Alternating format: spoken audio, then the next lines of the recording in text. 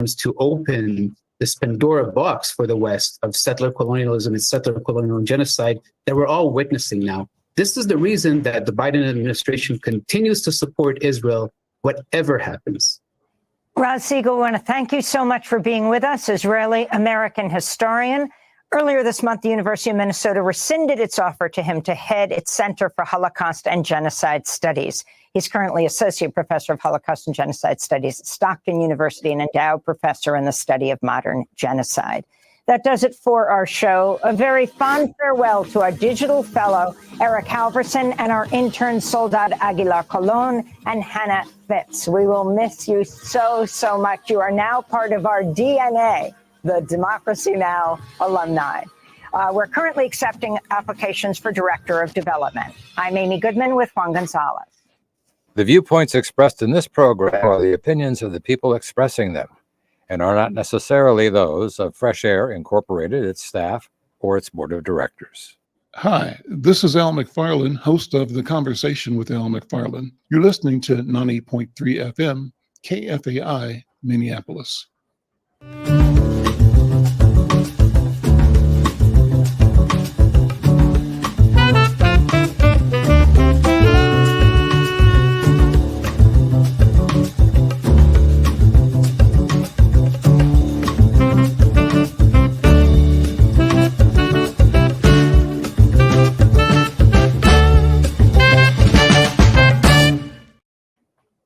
I'm Al McFarlane. Welcome to the Conversation with Al McFarlane. I'm glad to be here and glad to have you along as well.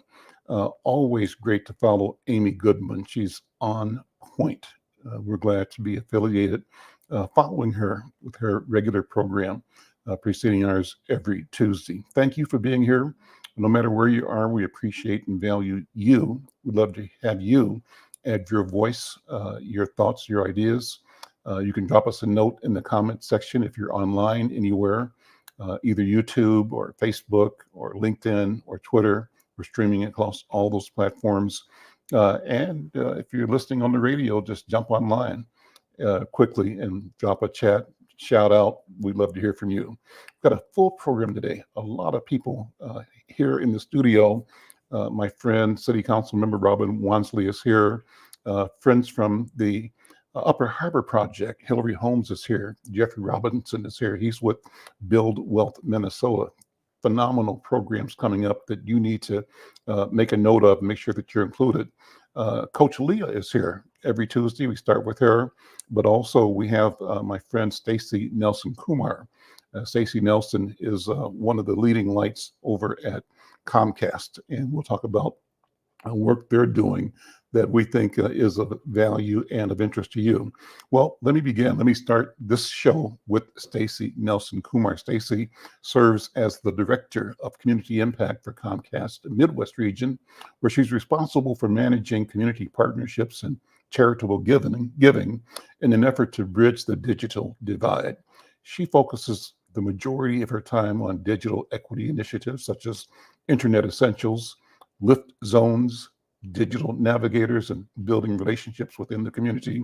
Her career in community relations spans 20 years across several companies and industries and geographies. She's a graduate of Washington University in St. Louis with master's degrees in social work and business administration.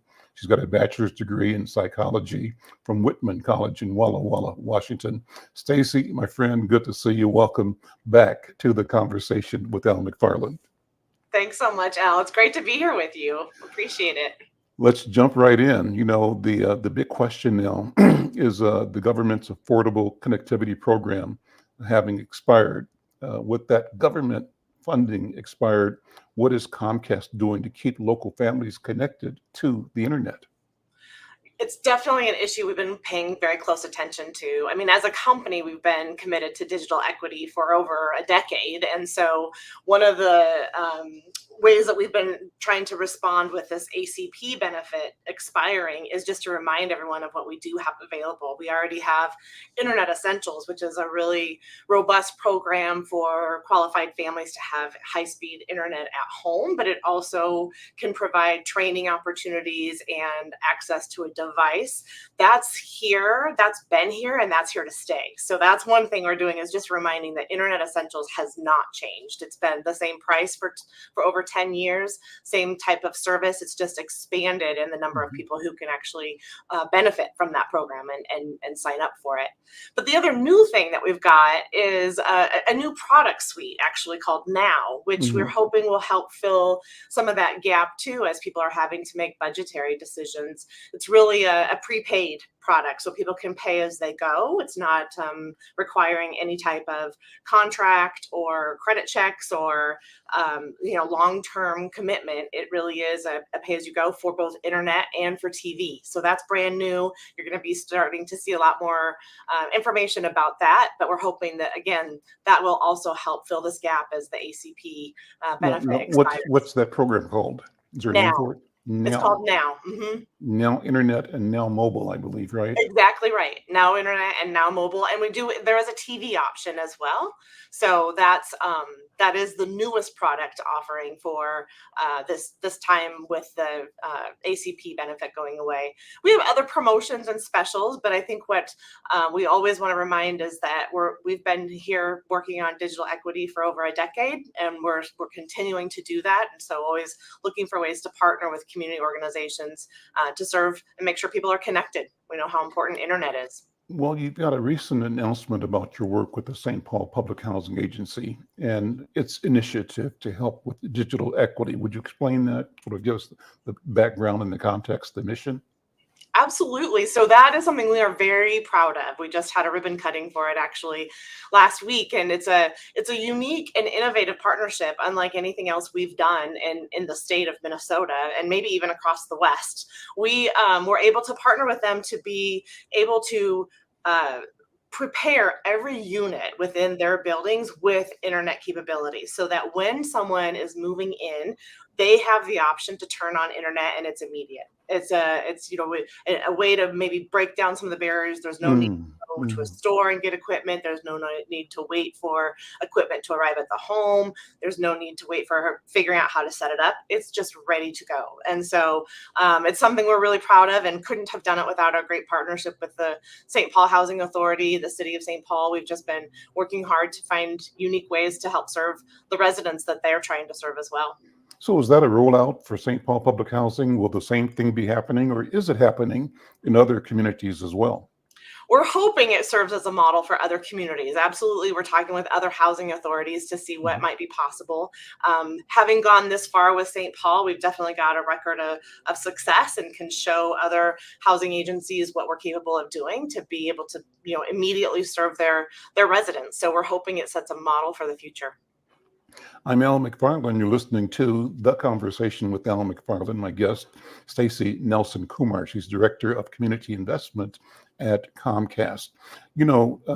Stacey, you guys pay particular attention and you support the Olympics. I know that's a real big thing for Comcast nationally. What's going on locally around the Olympics that you might want to highlight? Well, we're really excited. I'm sure most of the region knows that the gymnastics trials are being held here at the end of the month, in downtown Minneapolis. And so because Comcast and Peacock are such big participants and sponsors of the Olympics, we're going to be able to have some exciting activation stations down at Target Center during the trials. So encourage people to stop by. Of course, the gymnastics trials always get a lot of attention, but we'll be there with with other partners, other organizations, companies that are helping to sponsor.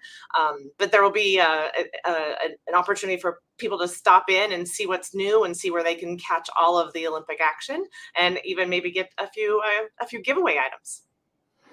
Listen, Stacey, always good to check in with you. Let's come back regularly. We want people to know that you're communicating as well to our public through our newspaper, Inside News. We thank you for the relationship. We simply want to build on it. It's all about access, and access is the key to equity we're about building and maintaining and growing equity for our communities here in Twin Cities, and Comcast has been a great partner. Stacey, thank you so much. Thank you, Al. Take care. Take care. We'll see you later. Okay. I'm Al McFarlane. This is the Conversation with Al McFarlane. And as promised, I've got a robust program today. I want to pivot right now to a regular contributor for Monday.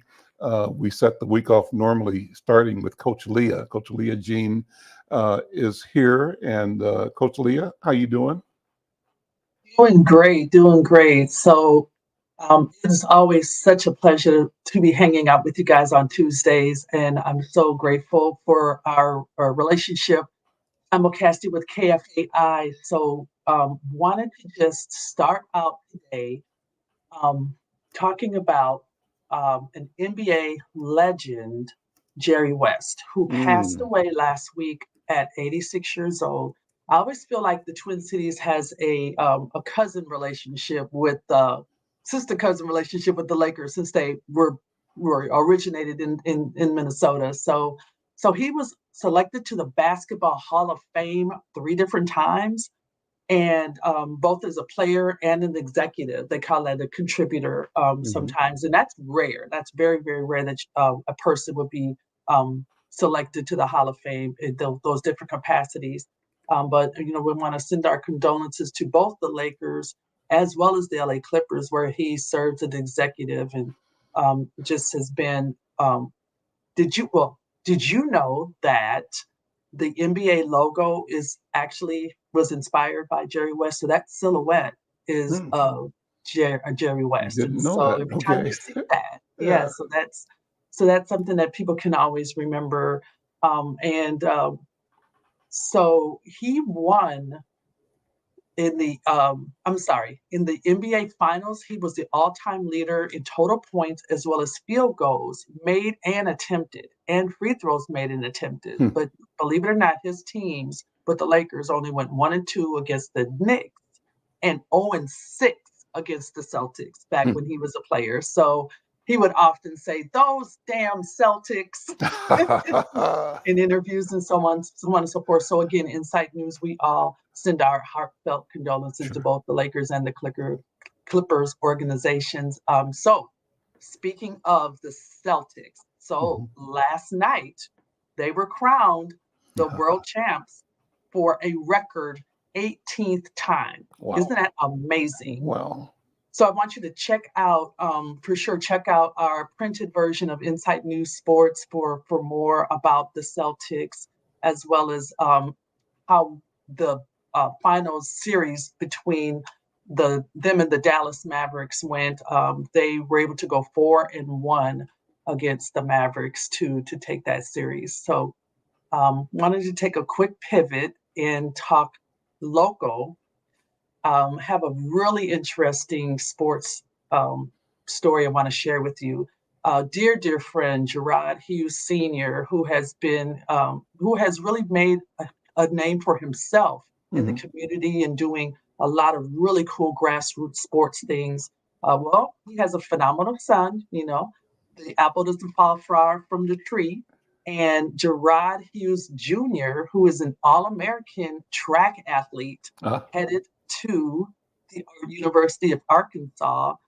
And we want to just show, if we can, the image. Yes, there he is. And there we got the proud papa. So the Minnesota sprinter and jumper, Gerard Hughes Jr. Coach, you have to describe what you're showing to the people online, for the people who are listening on the radio. So people on the radio have their mind's eye focused on the channel, but you got to help them by describing it. So go ahead. Oh, for sure.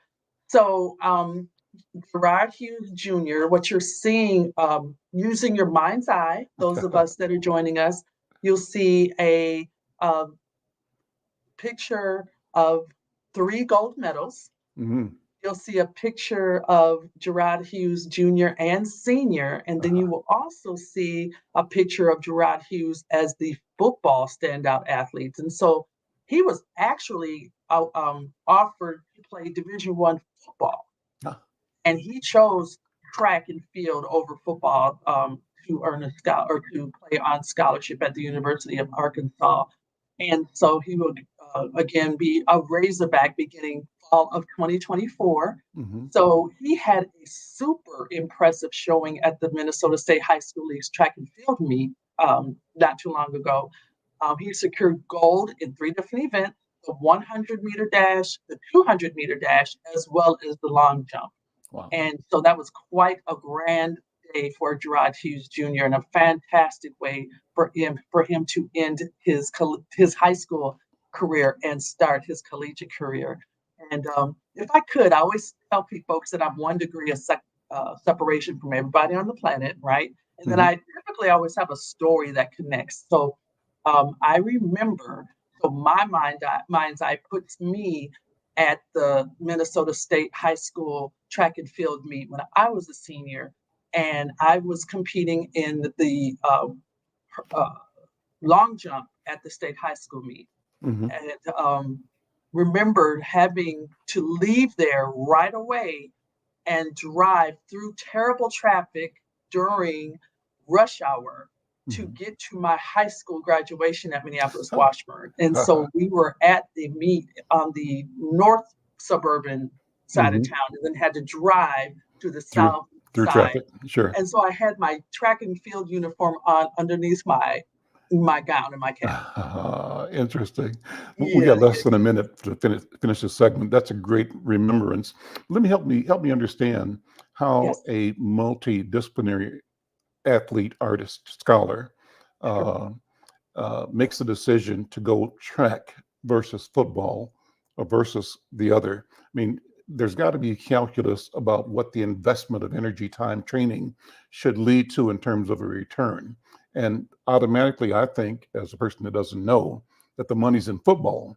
But is there money in track as well? Or does a young person like this go into track, preserve his body, maybe it's less injury, but then still develop so we can have options open? How does that work? What's the thinking? So you answered your own question, basically. That is a very wise way to think about that. And I haven't spoken with Gerard Hughes Jr., but if I were somebody advising him, I would probably make sure that during the time that he's in college, that he's competing where he has the most passion. And just being from a practical standpoint, you definitely want to think about what's going to preserve your body best. But I would tell you, there is actually a lot of money when it comes to endorsements and so on. And this gentleman is well on his way with NIL also coming to play. I'm sure he'll be able to take full advantage of that at the University of Arkansas. But we will hear back from both Gerard Hughes Jr. and Sr. in the coming weeks. Awesome. And will you promise that we can spend one of our sessions talking about what NIL means, how it works, and how really it's changed the sport forever, I think. Oh my gosh, name, image, and likeness. It has absolutely changed the game. And I'm so proud that athletes are now able to use their sweat equity for their own benefits. So Awesome. Absolutely, I promise. Coach Leah, thank you so much. Thank you. We'll see you next week, okay? Okay, bye-bye, everyone. Thank you.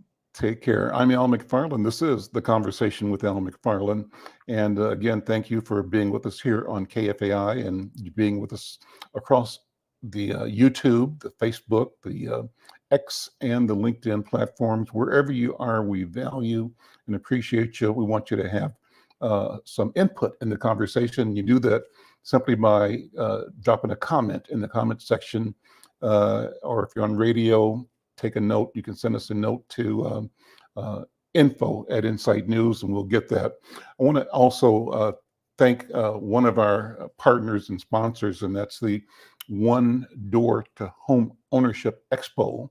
It's a project that's happening on June 22nd at what I call the Thor Building. It's called the Regional Acceleration Center at 1256 Penn in North Minneapolis. That's on the corner of Plymouth and Penn.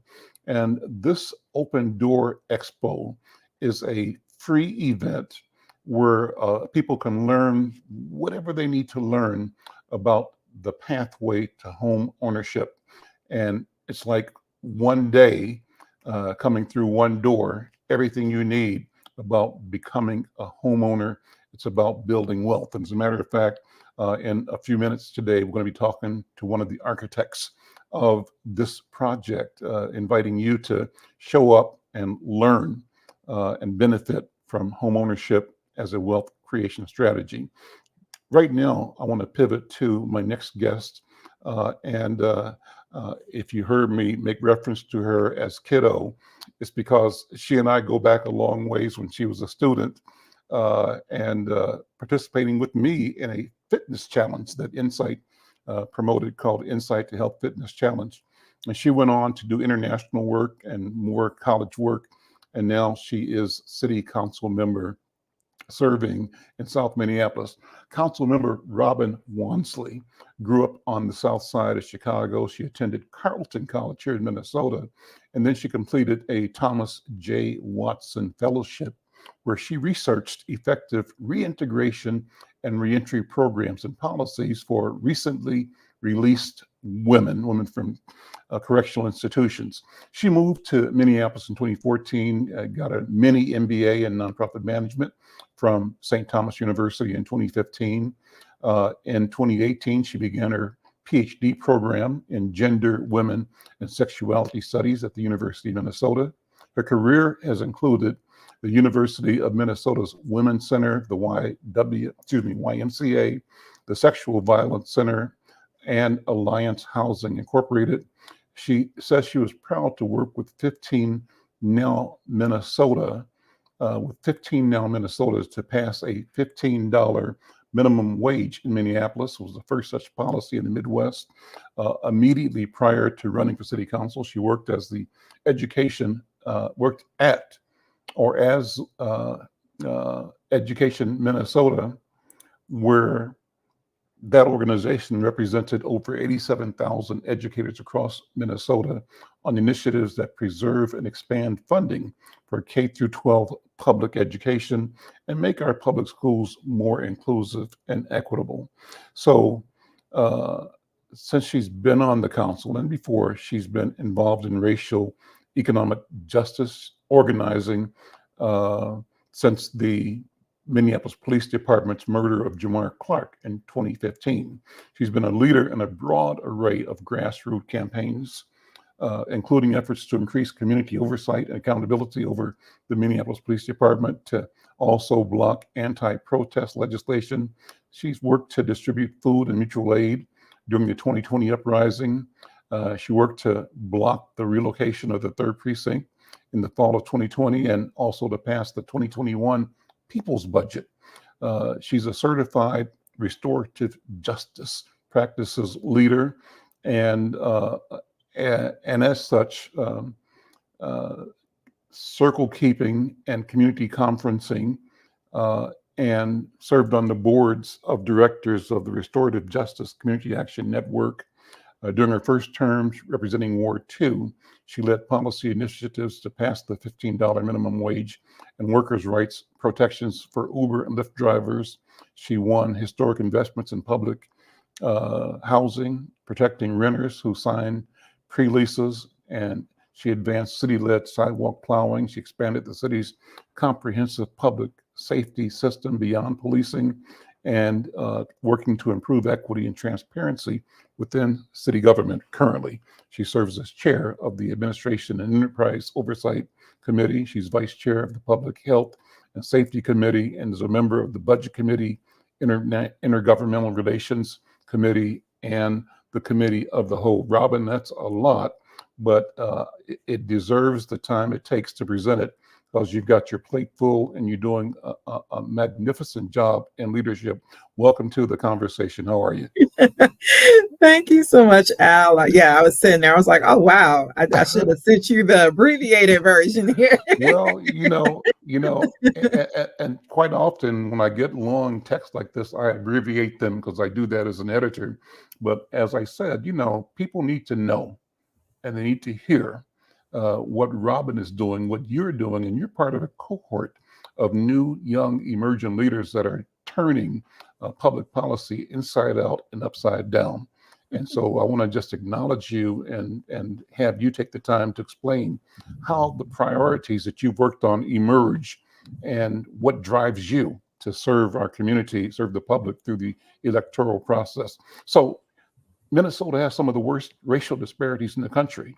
What kinds of things could the city be doing to reduce racial disparities in the future? What do you think? Yeah. So this is, for personal reasons and obvious reasons, as a Black woman, racial equity, racial justice has been a passion of mine, and was one of the main, issues that drove me to run for office in the first place, especially in light of Minneapolis having, such a expansive array of disparities when it comes to basically racial inequity. And I'm very privileged to be able to oversee a committee, the Administration Enterprise Oversight Committee, that is responsible for holding the work of anti-racism, racial equity, and equity in all its sense, and how we're making sure both the city of Minneapolis as an enterprise from within the house, we're, prioritizing an inclusive environment, no matter, your racial background, gender background, where you can do quality work and be recognized for your work, and not have those racial identities or gender identities basically compromise you having access to a healthy and supportive work environment. And we also have the same goals for outside of City Hall. I want to make sure, every single resident has access to the resources that they need. And those resources shouldn't be dictated by whether or not, they're Black, they're white, if they live in Southwest Minneapolis or South Minneapolis or North Minneapolis.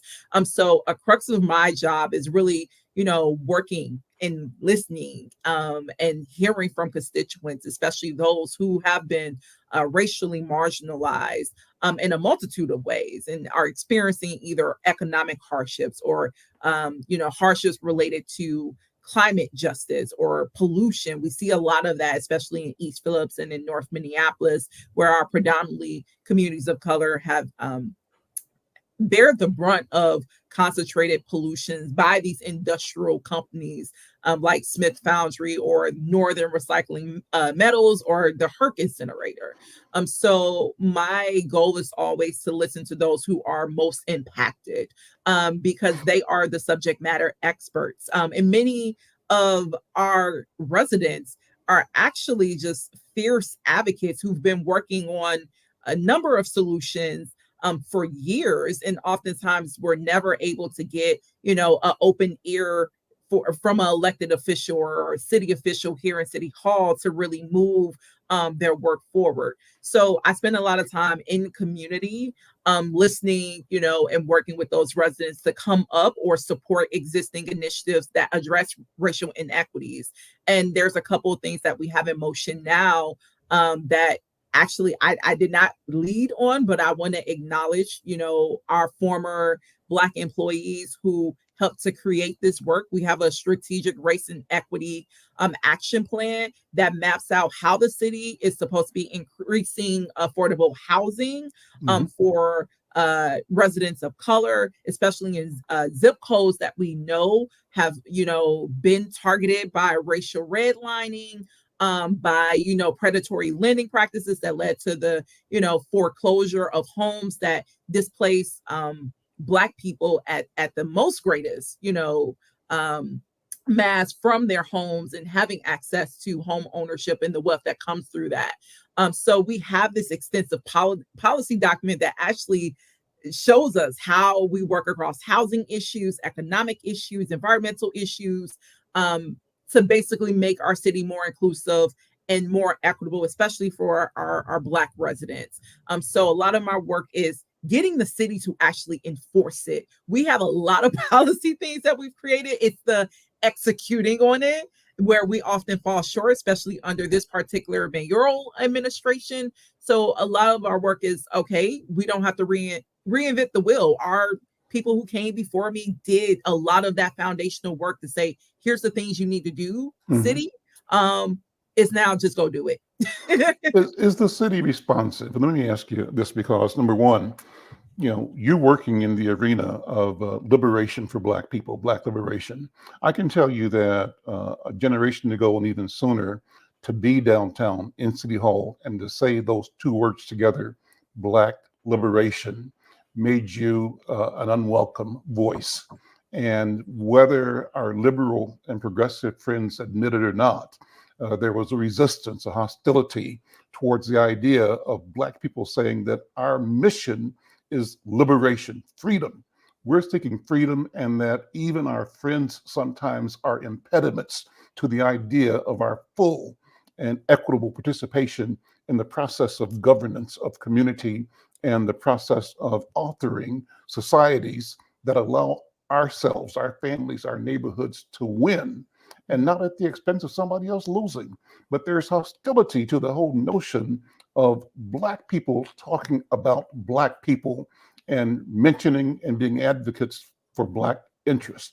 How has that changed, if it has? How are you feeling? Tell me about what you experience as you walk in the corridor of power and discover your ability to bring voice and action that's accompanied by budgetary power. What's going on?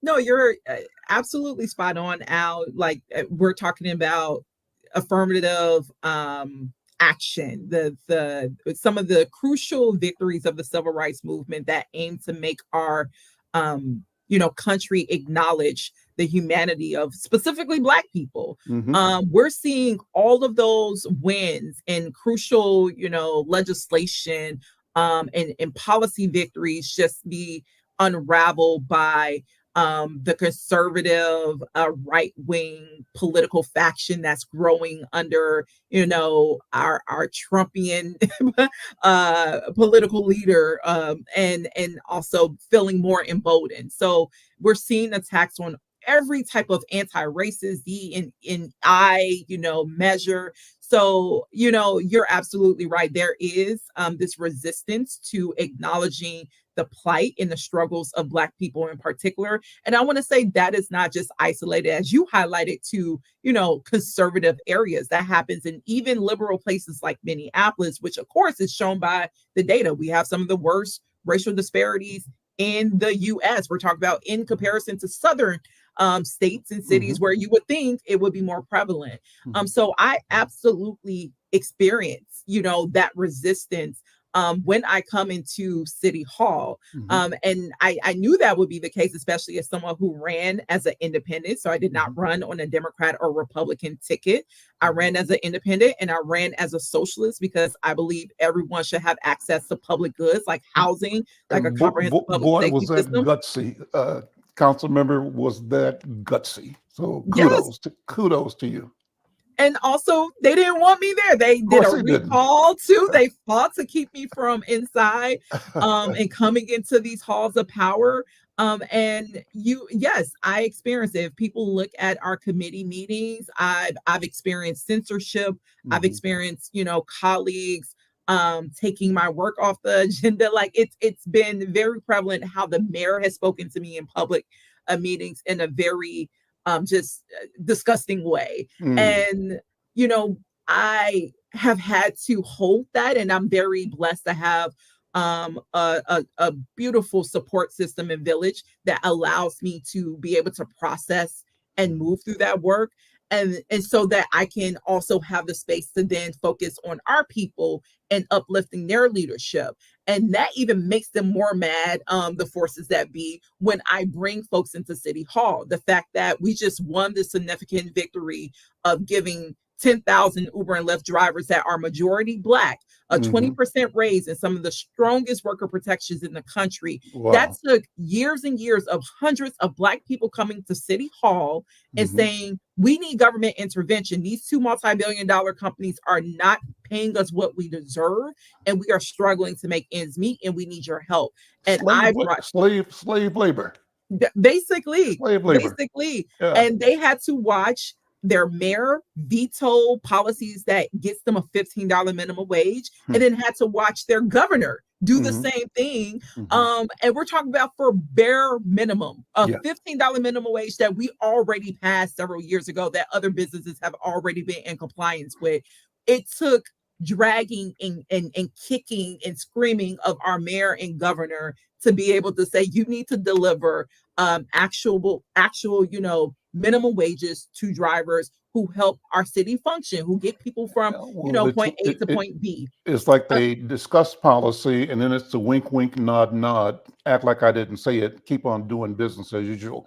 Let me pivot because you've got to leave in a minute to get some thoughts quickly on the future of public safety in Minneapolis, particularly following the murder of George Floyd. And add to that your thoughts or advice to young people, to the new Robin Wonsleys in waiting. And I think there's a legion of them. How do you both encourage and support, and in a sense, encourage them to feel the weight, the attraction, and the need to get involved for advancing Black liberation and justice for all? What do you think? just know, one, it is so many more Robin Wonsleys that's across the city, especially at the state. Like we have a amazing contingency of Black leaders at the state, from Representative Esther Abaje, Mhm. Athena Hollins.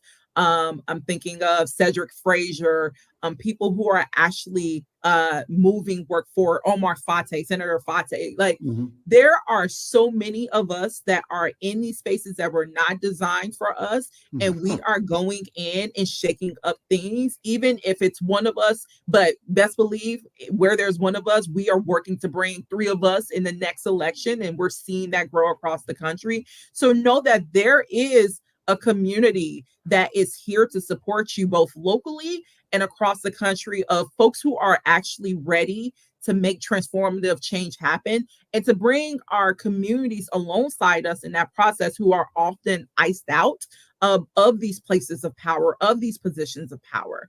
So just know, yes, it's hard. Just acknowledging that this is hard work. These spaces are designed to enact psychological warfare and political warfare to make you not want to show up and make the change that needs to happen.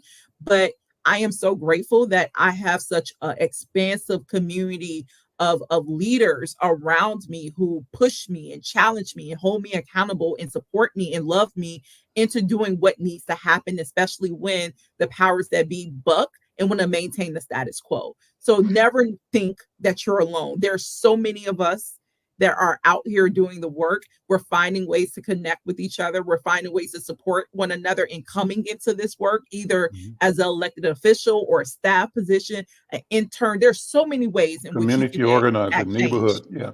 Yes. Let me bring one more voice in. Hopefully you can hang out for a bit Yeah. because I just love your perspective, and everything that's coming up is something that you got a finger on already. Let me bring in one voice who in the chat was saying, I love the fight of that queen. This is Brother Selwyn Jones. Selwyn Jones is the uncle of George Floyd. He's the co-founder of Hope929.org. Selwyn, come in. Welcome to the conversation. Let me tell you something. Go ahead. Jump. Alma, you had me when he got halfway through your bio. You are a bad, bad, bad girl. I love you. I love the fight. I love what you're about. I love what you see. I love your vision for greatness. You are, I'm telling you, you take my breath away, sister. You take Well, my breath. let me talk about you for a minute, Selwyn. So, in his effort to save and preserve lives, he's been trying to rally support in different states for the passage of the Medical Civil Rights Act. And it was approved by government officials in Connecticut last year, and it establishes the legal right to medical care during any police interaction or incarceration when an individual communicates that they are in crisis and need aid. Talk about that, Selwyn. What is that about? And first of all, once again, our condolences to you and all of the members of George Floyd's family at that loss. And as I say that, to all of the members of all of the families of people who have lost lives to government violence against our people, police violence. But I don't stop there. I also say condolences to all of those who we have victimized in our own families, our own neighborhoods, our own communities, against our own people. With that, talk about what you're talking about with the Medical Civil Rights Act. Let me tell you something, brother. Times are bad. Times are bad. Lean into your microphone for me. Times are bad because of systemic racism. No, you went mute. Take your mute button off. You hit the mute button by accident, I think. There you go. I'm telling you, Miss Robin, you got me so can't even talk. Times are bad. Times are bad in many facets, man. And prime example, I always like to start with, why am I doing this? A preservation of life. The Medical Civil Rights Bill would basically have Tyrese Nichols, it would have George Floyd, it would have Eric Gardner, and unfortunately, those are a group of people that I personally know. It would allow victims a chance to survive and live. Once George hollered, "I can't breathe," they were to sit him up in an upright position so he could be given medical assistance immediately, instead of them having his knee on his neck for 9 minutes and 29 seconds, instead of Tyrese Nichols being beat for 15 minutes, instead of Frank Tyson in Cleveland, which I just at the funeral, being lying in the floor for 15 minutes while somebody hovered over them. Besides Ahmaud Arbery, which I just talked to his papa last week, being laid on a street after being shot by 3 people that didn't look like us for 15 minutes, and then a cop shows up on the scene and says, "Hey, you know he's still breathing," they would all be held accountable. The reality is, murder is murder, and if you impede anyone's right to live, that is against the law. Because if we did it, we would be locked up immediately. Another case I would like to bring up is in Dallas-Fort Worth, Texas, Tarrant County. There's been 65 people murdered in the last 7 years. There's been 3 murdered in the last 3 weeks. In 2 weeks, there's been 2 murdered in the last 3 weeks at the same jail. Now, just look at Tarrant County, and you'll see another George Floyd situation, and they fired him. Then they hired him back because they fired him because of unlawful firing practices. What the heck? You murdered somebody. You have a video of you putting your knee on somebody's back, restricting the airflow. You hear him bellowing, "I can't breathe." He dies. You fire them, then you hire him back because of undue firing practices, and you give them administrative leave. What the heck? We don't get that opportunity to commit a crime and come back and say, "Hey, we're sorry, but let's go through the process." So these are all things that happen every day. So the Medical Civil Rights Act, what happened in Connecticut, and what do you see is the process for moving that across the country? Legislature. We need people like us to fight. We need people like us to give it to our councilwomen, give it to our state senators to make a difference, because the data, and this is another crazy question, the data is all wrong. Think about this. If a police officer had a physical contact with a suspect and they take him to the hospital, guess where he died at? He died in the hospital. He didn't die by the hands of police. So that 6,000 or 8,000 could be 10 or 12,000. And this continuously happens over a continuous basis every day. Think about this, y'all. 65 people that look like us have died in the same jail. in the jail. You know, In when the you jail started in saying 7 years. when you started saying that, so when I said no, Dallas, I'm thinking about people died, period, of No. gun violence. Got to be way number that, but then you clarified it. People that were Dallas already a Tarrant in the County jail. custody of the government. Yeah, think Died. about that. Robin, And- what about that? What duty does an institution like government have to protect and to protect the health of people in its charge? So this is definitely separate opinions as someone who doesn't represent our judicial system. But as Mr. Jones has highlighted, this has been an ongoing fight because we've seen a number of predominantly Black men and women and youth, especially, who come in contact with law enforcement, end up in a jail cell, not receiving medical attention, and seeing cases of medical negligence that has led to death that then results in legal settlements. So what we often see with local government, as when we do have people in our custody, or even let's talk about proactive work that we're doing, preventative safety work, that could stop the incidents from happening in the first place, or doing reform measures that actually hold officers accountable so they aren't put in predicaments where they're having these violent and deadly interactions with civilians. But we often don't do that proactive and intervention work.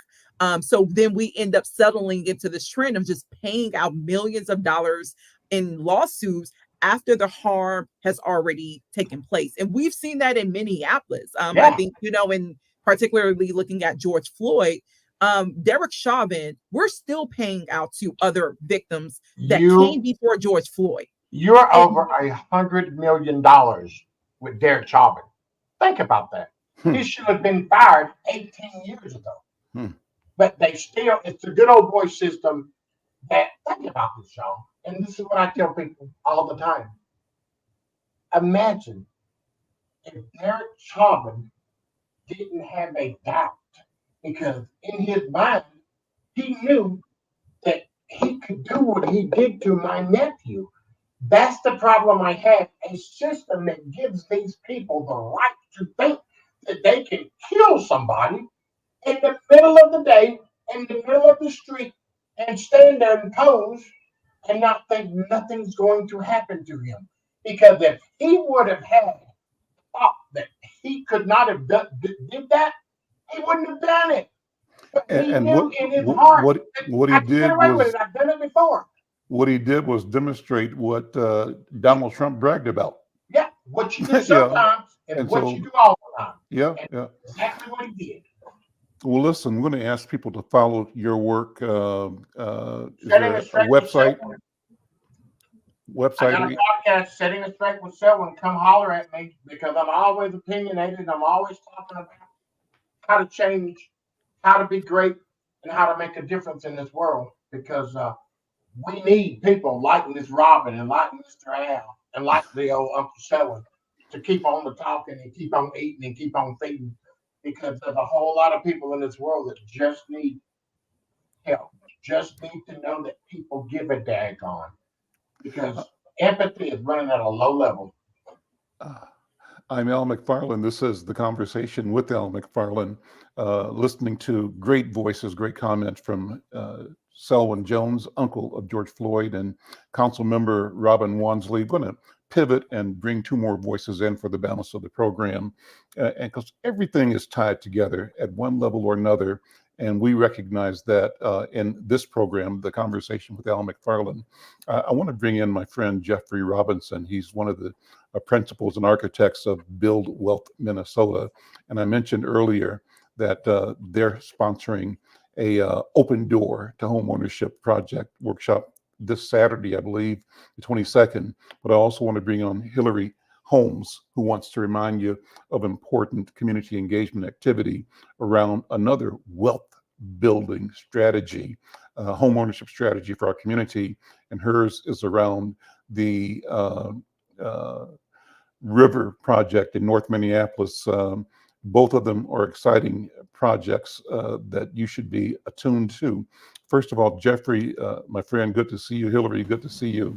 Let me ask you both, first of all, just to invite people to the events that you're both holding. Jeffrey, you start if you would. Yeah, so this Saturday, June the 22nd, here at the Regional Access Center, the Thor Building, centrally located in North Minneapolis on the corner of Penn and Plymouth. The former address is 1256 Penn Avenue, North Minneapolis. At 10 o'clock, we will be hosting our One Door to Home Ownership event. And the purpose of that event is to get rid of excuses and have solutions to barriers that families may face trying to get into home ownership. And we've been working hard out with creating solutions and creating access to solutions and resources for families. And we wanted to make sure that you don't have to go through this door and that door and 3 more other doors to accomplish the same goal. So we wanted to put everything right in one room, centrally located, so that if you're thinking about down payment assistance, is there. If you're looking for home ownership programs, loan programs that might not require a 700 credit score, that doesn't require you to put up 20% down payment, we'll have resources there. If you're looking for a realtor, it'll be resources there. If you're looking for help, I'll be there along with my whole team to assist families with connecting them to whatever resource that they think they may need. We can't to take advantage of the opportunities and times that we have right now. Let me tell people that Jeffrey and the people at Build Wealth ain't playing. This is no joke. They are serious, and the seriousness is reflected. We're putting together next Monday's edition of Insight News right now, and the edition is going to feature a cover story on the 1,000th family that Build Wealth has made into homeowners. Kudos, congratulations. And the second part that I want to give you credit for, Jeffrey, is that you're going to be announcing in our story as well that Build Wealth Minnesota has received a $3 million commitment from the Chase organization to support your work in getting people into the wealth creation mode, home ownership. Talk about both of those if you would. So the 1,000th homeowner is the 1,000th Black homeowner that we've helped in the last 2 years get into home ownership. We have a passion and a drive, a commitment to help 9,000 Black families get into home ownership over the next 5 more years to close the gap in home ownership between white families and Black families, by 15%. We're not trying to close the whole gap out. That's not what we're trying to do. What we're trying to do is to show that if you get the right people in the right rooms together who have a collective passion and working towards that, we don't have to do the same thing. We just have to have our hearts connected to the thing that we're trying to accomplish so that you can be the best at what you do, to the solution that you provide to the table, because one person can't do it all and one organization can't do it all. However, together, we can do a lot of things. And so the award that we received from Chase is an acknowledgement of the methods and the proven methods that and systems that we've created and that's going towards accomplishing this goal. We are an education first organization. We don't believe that I'm just going to put you into home ownership. And let me say this, education is empowerment. And we don't necessarily believe that we're teaching families something new, more so than we are reorganizing that important stuff that got filed away in somewhere in your mind and locked away, and you stopped using it. You didn't realize how important it was at that time. And we're bringing it back to the forefront. We believe that you're fully skilled to do. There's no way you can survive. There's no way, if you're Black in America, there's no way you can survive to get this on your face if you haven't learned something about what it means to survive. And so, however, we want to get you out of survival mode. We want to get you into thriving mode. We want you to get you into community building mode, home ownership mode. And so the award that we received from Chase is all going towards, It's not going towards, but it's acknowledging the hard work and the efforts that we've been putting into helping families get into home ownership. Let me And bring building wealth. Let me bring Hillary Holmes in. Hillary, you are one of the architects and guides to a major development in North Minneapolis. It's called the Upper Harbor. You got an event coming up soon too. Why don't you invite people to the Upper Harbor Public Policy event and give them a little background too? Yes, of course. Good afternoon, everybody. Good afternoon, Al. Good to see you again.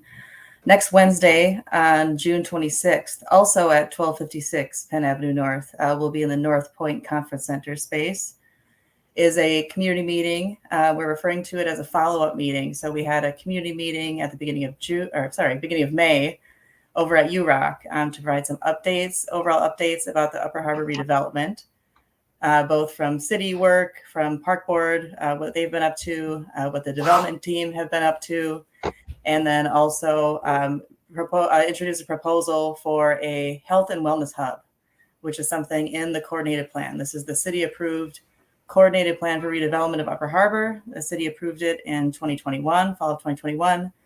The last few years have been spent implementing that plan or laying the groundwork for the development and the park to come. So that's what we've been busy doing. And the health and wellness hub proposal is an important one to keep. I mean, all of it is important if you ask me. So this is a proposal to consider. The partner that's been introduced is Intercity Tennis and what they would bring to that development. The questions before us are, how do we further define what a health and wellness hub is and what activities and what uses and who it's programmed for, how that space is used. And so that will be part of the conversation. Public policy project, James Trice is leading meeting facilitation again for this community meeting. He's been a partner for Upper Harbor Development for a number of years now in the engagement spaces we've been in, and he'll be there again as well. So again, that's next Wednesday, June 26th, 5:30. There'll be some food there. So show up a little early, get some food, and then we'll get into conversation with Intercity Tennis and the lead developer, United Properties. And I'll be there on behalf of the city. There may be some other city project staff there, and we look forward to seeing people there. If you need more information, the minneapolismn.gov, city's website, search for Upper Harbor, and there's a project webpage, and the meeting info is there as well. Awesome. Well, let me close with back to Council Member Robin Wonsley. Robin, thank you for being here and taking the extra time to hang out with us. But I want you to reflect on the things we've talked about in the past 20 minutes or so. Build Wealth, Minnesota, this idea of putting the 1,000th person and being able to access partnerships to bring resources to help people build wealth. And then this massive opportunity at Upper Harbor. Any behind the scenes comments, advice, stories, contextualization for these and similar initiatives that you want to share?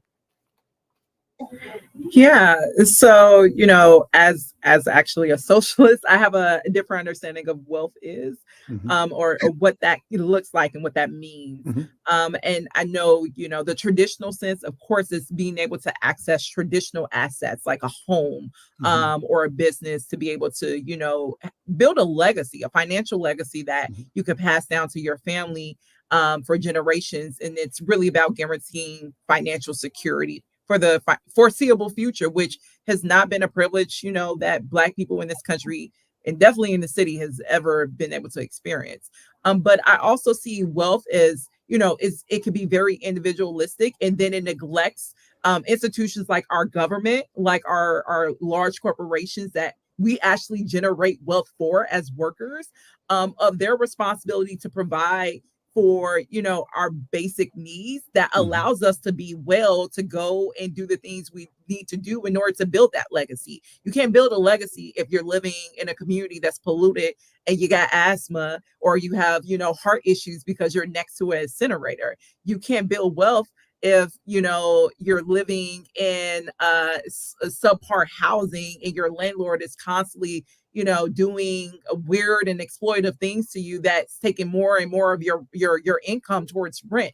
So my job for me as a policymaker is really around how do we correct those things so people have the access to the resources and things that they need in order to be well and build their legacies. And as it regards to Upper Harbor Terminal, we know this has been a multi-year effort. And what I'm most proud about and what I'm looking forward to seeing is, community members, especially in that area, weighed in heavily for years about also how they want to see that project uplift themselves in their communities materially. How is that going to translate to actual affordable housing for a community that has often been displaced?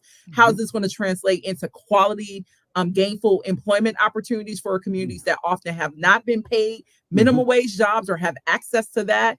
Those are the things that development projects that's substantial, like, Upper Harbor Terminal, is crucial towards, especially for Black communities that have been marginalized and stripped of a lot of resources that they've been deserving and needing of in order to have quality lives in this city. So I'm really we're out of time. Listen, thank you so much. Beautiful wrap up, beautiful summation. I'm Al McFarlane. Thank you all for being here. Thank you, Brother Selwyn Jones. Thank you, Jeffrey Robinson. And thanks to you, Hillary, and our previous guest. We'll see you next time. Take care. Bye-bye.